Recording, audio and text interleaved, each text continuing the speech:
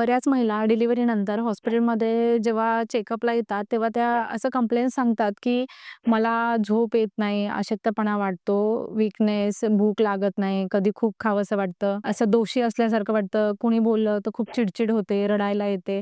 म्हणजे असे ते कंप्लेंट सांगतात, की हे काय आहे म्हणून. तर ॲक्चुअली हे पोस्टपार्टम डिप्रेशन याला असं म्हणतात आणि हे नॉर्मली बऱ्याच फिमेल्समध्ये ह्या गोष्टी जाणवतात. ह्या गोष्टी ॲक्चुअली नॉर्मल आहेत. आपल्या शरीरामध्ये डिलिव्हरीनंतर झालेले हे चेंजेस आहेत हार्मोनल, त्याच्यामुळे ह्या गोष्टी जाणवतात. पण जर जास्त म्हणजे ह्या गोष्टी आपण कुणाशी तरी सांगितल्या पाहिजे. एकतर तज्ञ डॉक्टरांचा सल्ला, नाहीतर आपल्या जवळच्या व्यक्तींना ह्या गोष्टी आपण शेअर करून त्याचे सोल्युशन आपण घेतले पाहिजे. अशा अवस्थेत मनशांतीसाठी आराम, योग्य आहार, हलका व्यायाम ह्या गोष्टी महत्त्वाच्या आहेत.